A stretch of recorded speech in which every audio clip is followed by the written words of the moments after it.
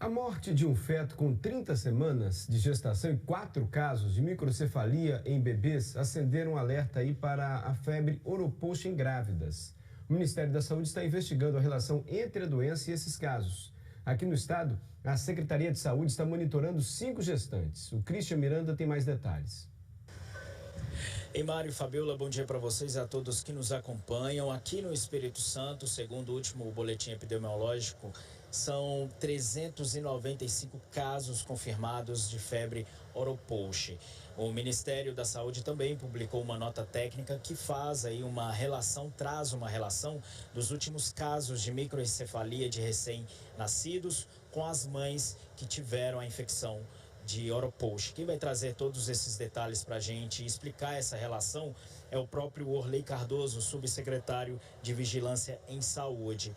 Subsecretário, primeiramente, bom dia, obrigado por participar aqui conosco. Tem de fato essa relação? Bom dia, essa comprovação ela está sendo feita pelo laboratório, principalmente o Instituto Evandro Chagas, mas tem uma evidência muito forte aí, porque nesse mês de julho foi encontrado aí o material genético do vírus oropouche em vários órgãos de um feto de 30 semanas. Então, um óbito aí de 30 semanas de fetal com evidências aí, então parte do vírus no fígado, no pulmão, nos rins, então através de uma amostra de sangue e de líquido. Então a evidência ela existe, né, muito forte, e a gente agora tem aí aguardar a confirmação aí do Ministério da Saúde se isso vai ter um desfecho confirmatório, já dando aí a microcefalia como uma parte confirmatória aí em relação ao oropouche.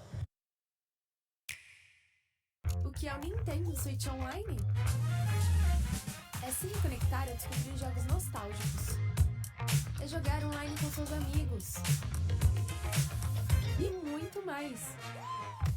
Diante dessa nota técnica, como que a Secretaria de Saúde, a Vigilância também em Saúde, estão adotando medidas aqui no Espírito Santo? Nós estamos aumentando o monitoramento das gestantes. Hoje, por exemplo, nós temos 5 gestantes em monitoramento. A gente tem aí uma que já teve o bebê está saudável, mas através das consultas de pré-natal e um monitoramento um pouco mais específico, né, através de coleta de exames, de notificação, para a gente avaliar aí a possibilidade de ter um risco de transmissão e poder fazer umas orientações mais específicas para esse público.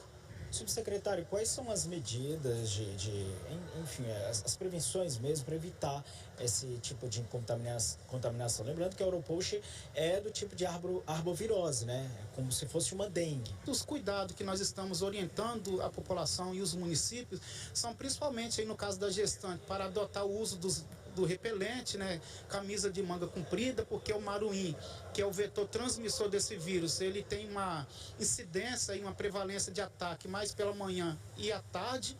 Então, fazendo essas orientações e algumas medidas aí de telar janelas, né, para evitar o contato aí com o vetor. Outras questões é fazer remoção de matéria orgânica do entorno de casa, né, deixar muito bem arejado, porque esse vetor ele se desenvolve em matéria orgânica, não é em água. Então aí folhas, frutos em decomposição, locais muito sombreados aí que tem muita umidade, são os locais que ele se desenvolve. Então a gente tem essas medidas, não tem uma orientação a nível nacional em relação ao uso de inseticida para esse vetor. E quais são os sintomas também dessa doença? Os sintomas começam a aparecer aí normalmente de 3 a 4 dias, né? Até podendo chegar até 7 dias, e começa aí com a febre abrupta, né? Ou seja, uma febre rápida, aí com muita dor nos músculos, dor nas articulações, que também parece com a dengue, por exemplo. Mas a prevalência dele aí é uma febre muito alta, né? Acima de 38 graus. E uma coisa diferente é o retorno dos sintomas de 1 a 2 semanas depois em 60% dos pacientes. Tem a possibilidade desses casos aumentarem?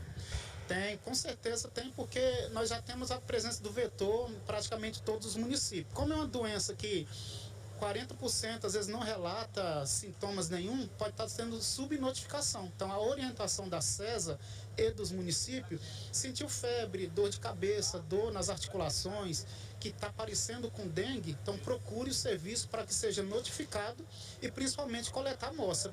Tá certo, então, subsecretário, muito obrigado, viu, pela sua participação aqui no Bom Dia Espírito Santo. Tá aí, portanto, essas foram as explicações e as dicas do subsecretário de Vigilância em Saúde, Orley Cardoso. Eu volto com vocês aí no estúdio, Mário e Fabiola.